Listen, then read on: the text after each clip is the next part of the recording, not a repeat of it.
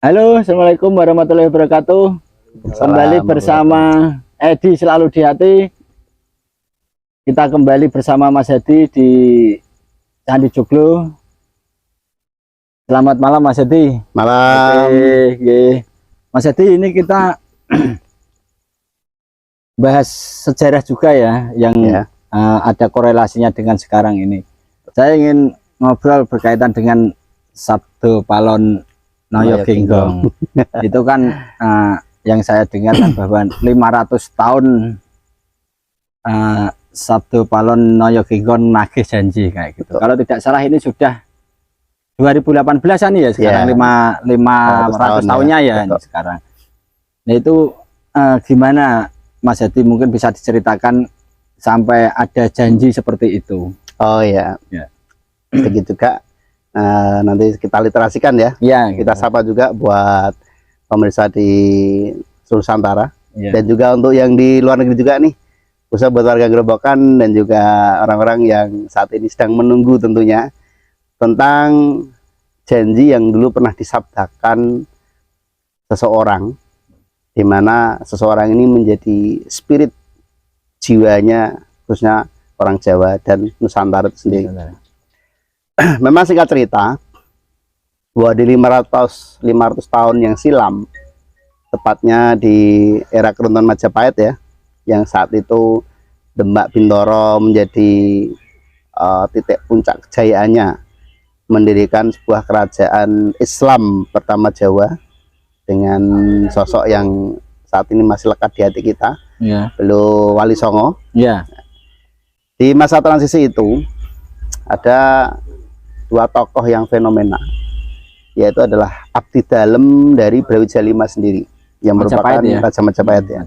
Lalu ada Sabdo Palon Noyo Genggong, yang singkat cerita waktu itu kecewa bahwa sabda Panditaneng Ratu seorang Brawijaya ini harusnya menjadi sebuah paugeran, menjadi sebuah ujung tonggak yang namanya spirit jiwa dan pemerintahan Majapahit sendiri.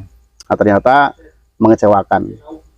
Singkat cerita, beliau juga setelah menyerahkan tahtanya lengser ke Prabon dari Majapahit, yang akhirnya Nusantara ini terpecah belah. Semuanya memerdekakan diri berdasarkan kultur wilayah masing-masing.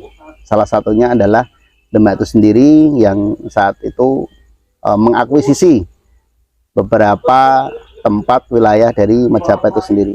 Nah, dari sabda beliau itu, karena kekecewaannya kepada Brawijaya V, dan akhirnya beliau menyadarkan sebuah cerita klasik tentang Nusantara itu sendiri, di mana Nusantara ini menjadi ujung tonggak sebuah kejayaan dunia. Nah, dari kesadaran jiwanya itu, bersabdalah beliau bahwa memang era Brawijaya sudah runtuh 500 tahun yang lalu, tapi akan kembali jaya setelah 5 abad atau 500 tahun setelahnya, di mana kesadaran jiwa khususnya masyarakat Jawa bangkit atas kondisi dan keadaan terhadap lingkungan sosial yang saat ini dialaminya. Nah, ini merupakan salah satu fenomena juga ya, di mana itu tercatat juga di beberapa kitab-kitab para raton Jawa, baik kitab Babat Tanah Jawa 1, 2, dan 3, bahkan direliefkan di beberapa candi tentang masa tagih janjinya Sabdo Palon Noyo Genggong yang 500 tahun yang akan datang, yang kebetulan masa transisinya saat ini kita ngalami nih. Bagi teman-teman yang lahir di tahun-tahun sekarang, ini menjadi sebuah ujung tonggak sejarah peradaban budaya Jawa itu sendiri.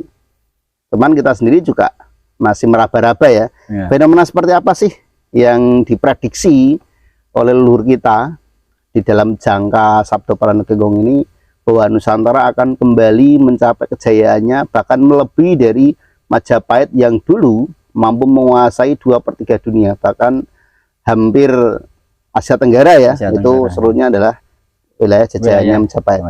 Nah, itu bisa diceritakan Mas, maksudnya kekecewaan apa pada saat itu, kekecewaan Sabdo Palon kepada Raja Majapahit ya, Brawijaya V itu kekecewaannya dalam hal apa? Ya, tentu dalam hal tentang kepatuhan, tentang kebijaksanaan, tentang cinta kasih, di mana sosok seorang raja tidak mampu memisahkan rasa cinta kasihnya kepada istri dan anaknya. Jadi ada sebuah peran ini, ada peran ganda nih bagi seorang kepala negara, di mana dia juga diposisikan sebagai bapaknya seluruh rakyatnya. Tapi secara personality dia juga tunduk takluk cinta kasihnya kepada keluarga.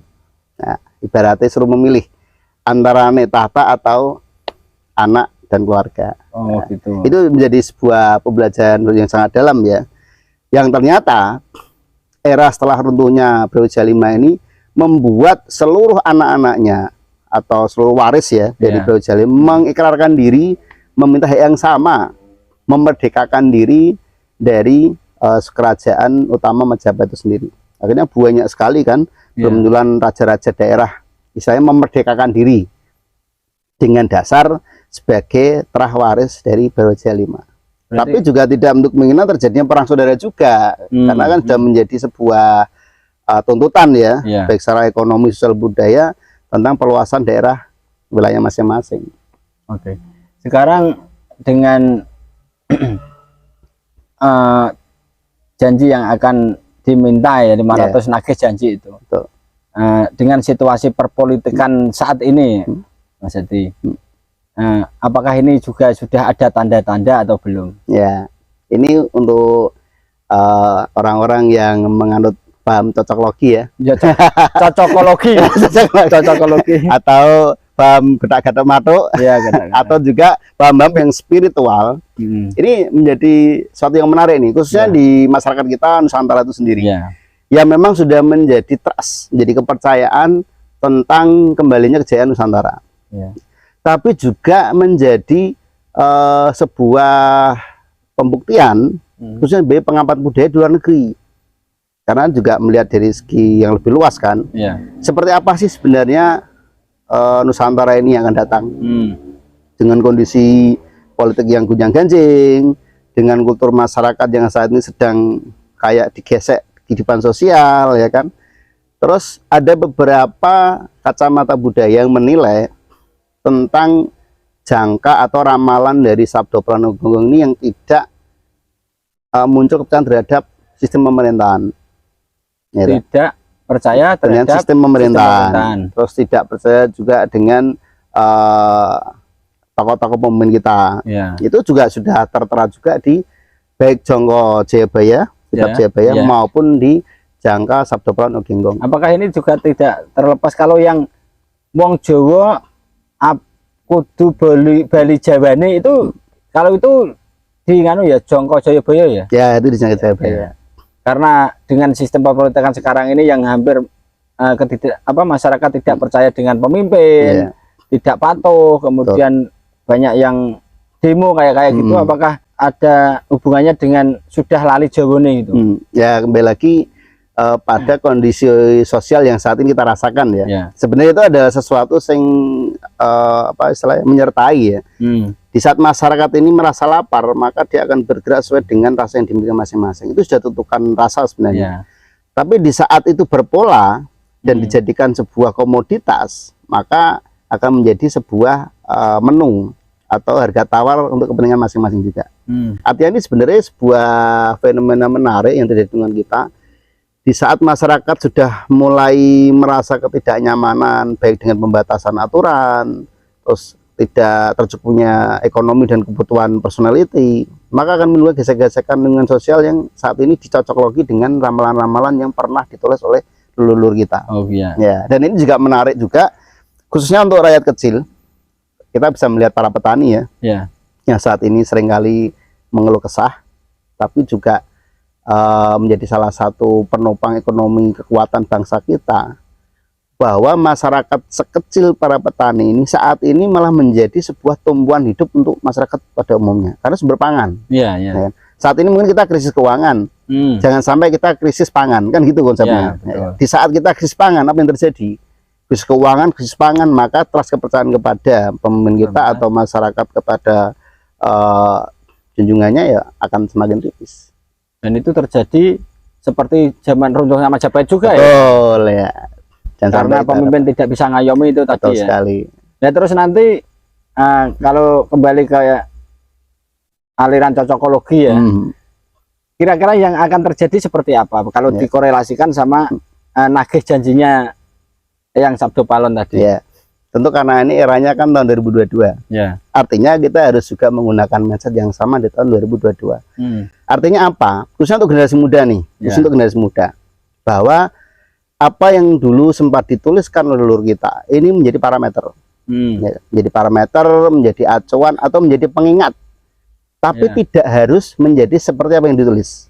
Oh ya. Artinya apa? Ini adalah membuka kesadaran jiwa kita tentang budi luhur budaya Jawa itu sendiri. Yang tentu banyak sekali kan, pesan-pesan moral, pembekalan kehidupan sosial masyarakat banyak sekali. Agar kita tidak lalai dan tidak lupa. Terutama buat pemimpin harusnya. Betul. Bahasa tepos liro, menjaga kerukunan, ini dari dulu sudah diikrarkan menjadi sumpah setia seorang ksatria. Tentunya bagi seorang raja atau kasta-kasta bangsawan yang menganut sistem kepercayaan kepada budaya. Nah, ini menjadi pengingat.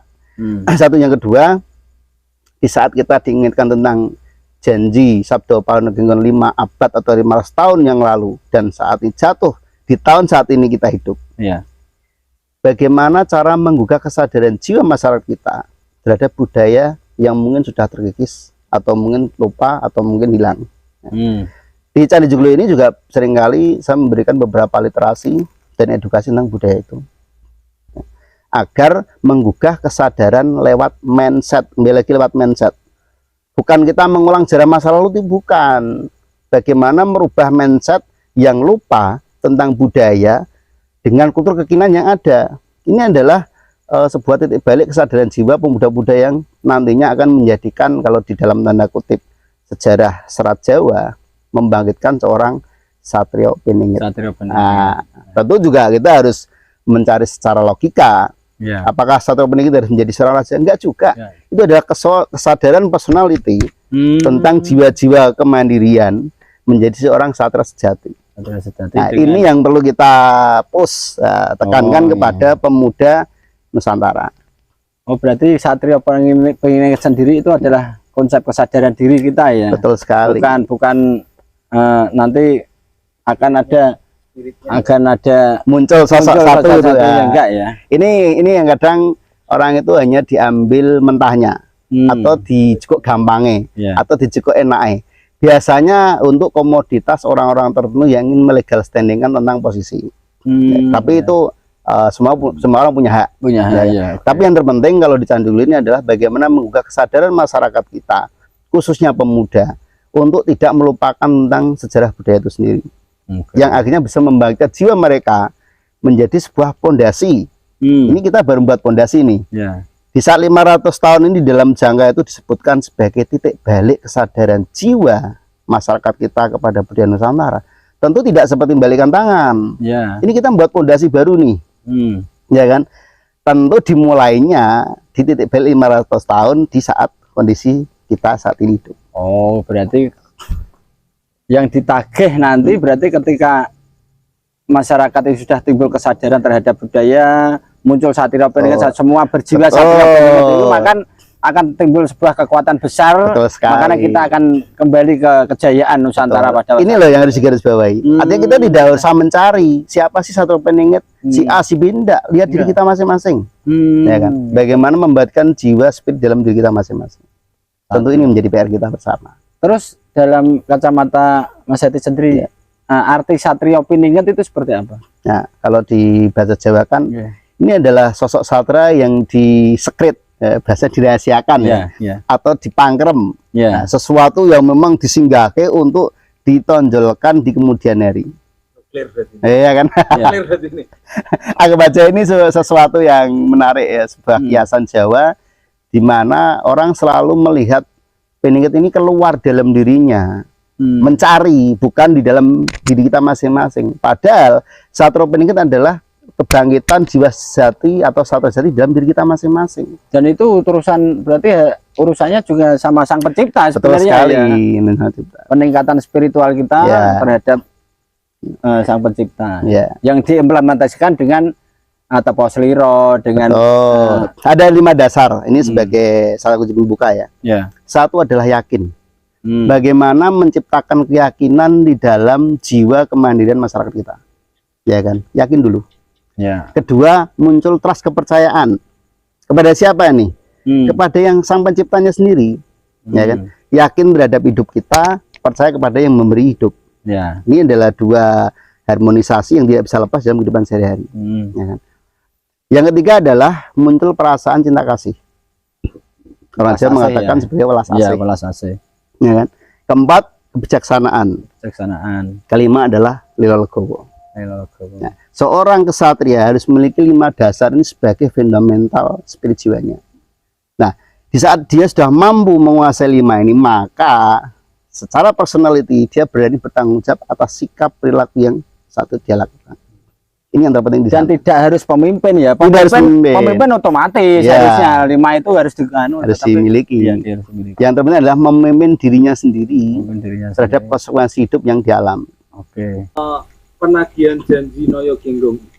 Kalau kita korelasikan dengan zaman sekarang, berarti apakah nanti Indonesia atau dalam hal ini Jawa ini akan menjadi hebat?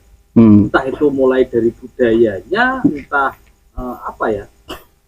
dengan culture Jawanya atau seperti apa mungkin penagihan janjinya nanti yang ke depan ini kita main cocokologi. Betul, kembali lagi ya, kita ini kan baru membangun sebuah pondasi kan. Pondasi tidak akan kokoh kalau 5 ini tidak diterapkan, ya kan? Kalau ini tidak diterapkan, apa yang terjadi? Di atasan pun tidak akan tergapai. Maka dari itu, Dican Joyo sebenarnya memberikan sebuah edukasi tentang bagaimana mencapai ke-5 dasar konsep ini, ya kan? Di saat kita sudah bisa merasakan, oh seperti ini ya, rasa menjadi seorang kesatria sejati, maka dirinya akan menjadi seorang panutan di luar sana sebagai leadership. Nah, bisa enggak nih kita menjadi leadership atas diri kita sendiri dan orang lain? Di saat kita bisa menjadi leadership atas diri kita sendiri dan orang lain, maka apa yang terjadi kalau seluruh Nusantara mempunyai jiwa leadership semua?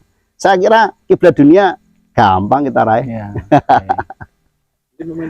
momentum perang ini juga ya, Rusia sama Indonesia mungkin bisa ya. Oh, sangat bisa, sangat bisa.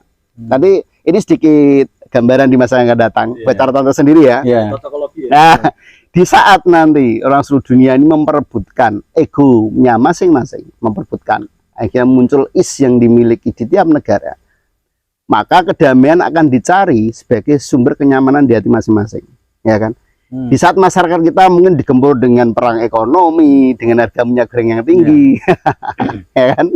Dengan susahnya BBM saat ini kita alami, ya kan? Kita mungkin tidak berperang dari luar seperti orang-orang bom-boman, enggak, ya kan?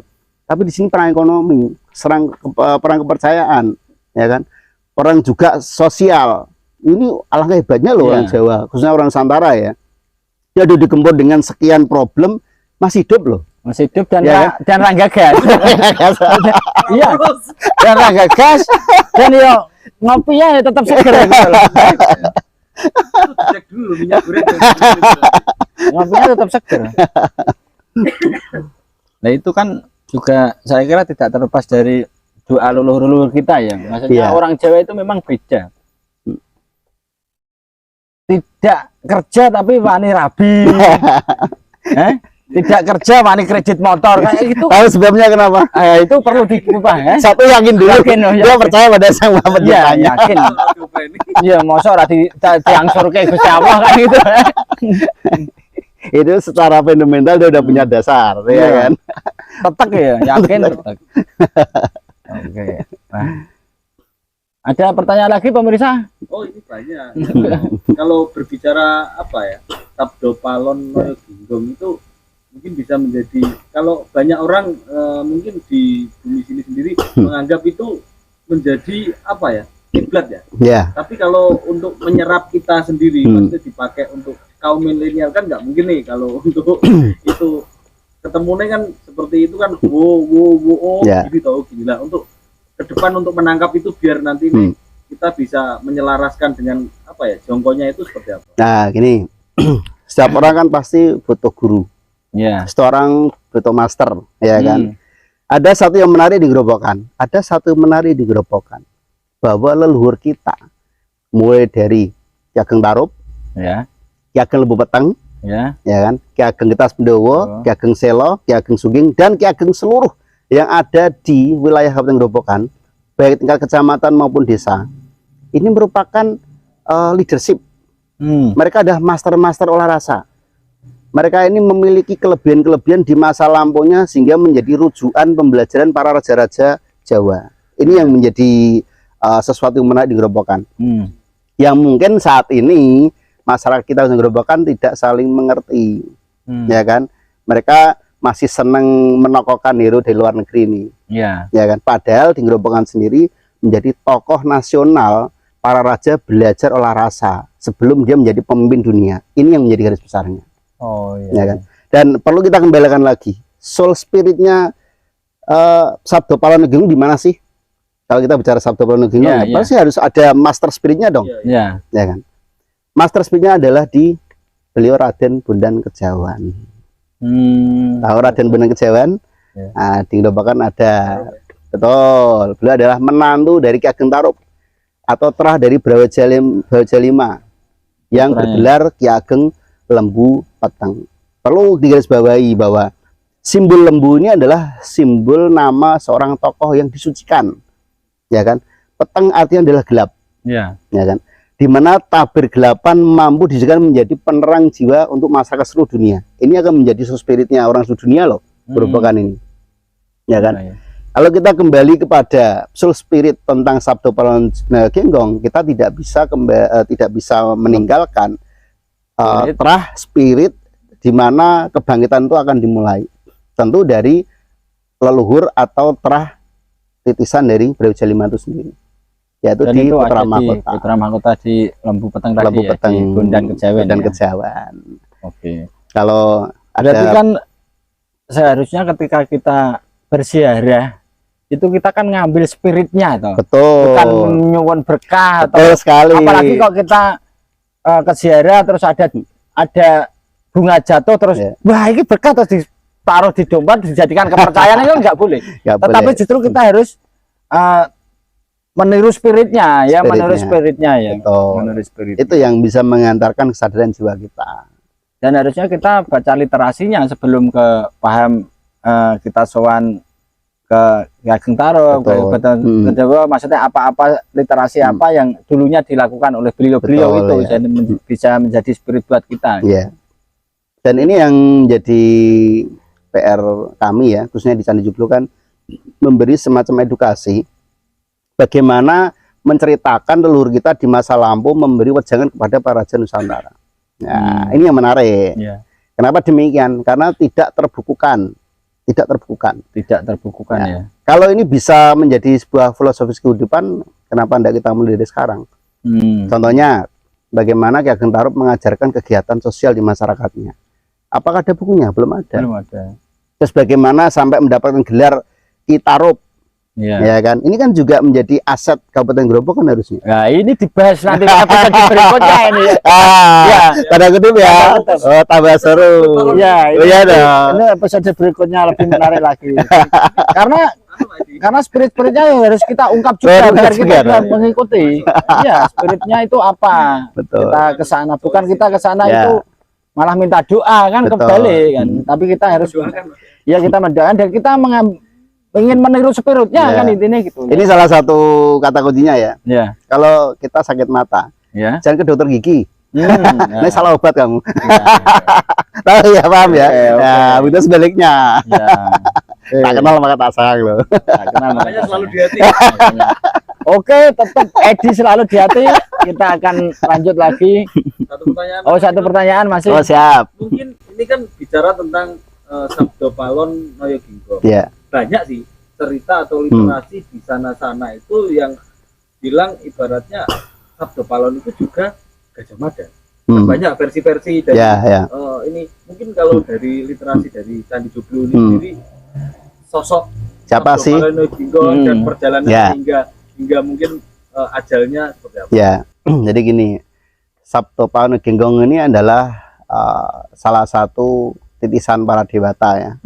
Yang tentunya di dalam bahasa Jawa dikatakan sebagai ngerti sadurunge winarah. Artinya ini memang sebuah utusan dari Tuhan untuk mendampingi masa transisi, di di mana akan muncul sebuah kegoyaan, terutama di paugeran tanah Jawa dari sang rajanya. Maka dari itu beliaunya diutus turun ke bumi ini untuk mendampingi jiwa-jiwa yang sedang linglung. Cuman kembali lagi di dalam spirit jiwa Raja Jawa ya, bahwa Sabdo Pandita Ratu ini kan tidak bisa ditarik, ya kan? Cuman di dalam tanda kutip, di saat beliau-beliau ini tahu Sabdo Winarah, dia ada kode etik yang tidak boleh disampaikan secara misteri, tapi sudah diberi beberapa bayangan-bayangan, clue-clue tentang kondisi yang akan dialami. Nah, kembali lagi ya, sebuah kegalauan, kekhawatiran seseorang ini kan tidak bisa disalahkan juga. Bagaimana peran dia sebagai seorang raja tanpa pemerintahan, bagaimana dia peran seorang ayah kepada anak dan istrinya. Ini sama-sama cinta kasih, sangat berat di situ. Tapi di saat dia memilih cinta kasih kepada anak dan istrinya, apa yang terjadi?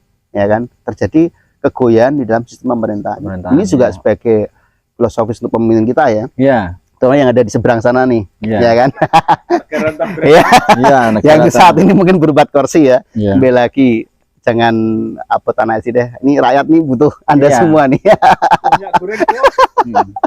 Ini rakyat butuh Anda semua nih. Jangan mikirin keluarga dulu deh. Kalau Gajah Mada Mas, maksudnya untuk korelasinya Sabdo Palon sama Gajah Mada. Ya, kita pakai logo gajah. Memang ini dua sosok yang misterius ya. Mungkin sebagai acuan aja ya Mas ya. Acuan aja, kita ambil tarik tahunnya aja. Dimana Brawijaya ini musnah atau hilang ke taning bumi ya, di dalam konteks prasaja adalah tahun 1521. Ya kan? Sedangkan Gajah Mada ini sudah mendampingi sejak di zamannya sebelum Brawijaya V, yaitu di Ratu Tunggadewi. Nah, itu artinya leluhur di atas Brawijaya V. Terus ada sesuatu yang menarik di antara dua sosok, di antara Brawijaya V dan juga Gajah Mada itu sendiri. Sabdanya Pandita Ning Ratu dengan sabdanya seorang Mahapatih ini sebenarnya adalah satu sabda yang sama-sama di legal standingkan, sama-sama dikuatkan. Ya kan, dan hilangnya Brawijaya V juga bersama dengan hilangnya Mahapatih Gajah Mada itu sendiri. Ini kan juga menjadi sesuatu yang menarik. Nah, ini perlu di lebih dalam. Nanti kita face to face ya. Face to face ya. Face to face. Oh, ini karena menyinggung sesuatu nih. Ya, enggak, nanti kalau apa ada di kolom komentar memang minta dikupas ya kita kupas kan. Tentu dengan beberapa pembuktian tarik tahun ya, agar lebih logika lagi. Karena di saat Brawijaya dan Gajah Mada ini hilang, ada satu sosok yang unik, yaitu Ki Ageng Selo, yang dimana ini merupakan cucu ya, buyut dari Ki Ageng Lembu Peteng, ya kan? Dimana ini juga saudara dengan Ki Ageng Tarub itu sendiri. Betul. Dan di era kejayaan Islam Demak ini bersamaan dengan usianya Ki Ageng Selo, karena beliau yang memahat pintu masuk di Masjid Demak. Betul, ya. Artinya ada perbedaan 3 generasi loh. Dari Mbah Ki Ageng Tarub, Ki Ageng Lembu Peteng, Ki Ageng Tasmindewa masuk ke Ki Ageng Selo. Kalau kita pakai hitungan angka, satu orang usianya 70 tahun, hampir 200 tahun selisih. Nah, artinya apa? Ada sesuatu yang menarik di jeda tahun ini yang semuanya masih dalam tanda kutip perkiraan. Nah, kita harus pakai ilmu rasa lebih dalam nih. Siapa sih sebenarnya Ki Ageng Lembu Peteng ini? Ya kan? Apakah sama seperti Babat Tanah Jawa atau ada versi lain secara rasa? Nah, tentu kita sebagai orang Jawa perlu mungkin lebih dalam lagi. Oke. Semakin misteri pemirsa, semakin menarik ya. Tetap pantau terus channel Edisi Selalu di Hati, subscribe, komentar. Nanti kita akan kupas dan kupas. Dan ini hanya untuk kita yang peduli terhadap sejarah. Oke. Cukup dulu pemirsa. Terima kasih, pantau terus. Wassalamualaikum warahmatullahi wabarakatuh. Assalamualaikum. Rayu.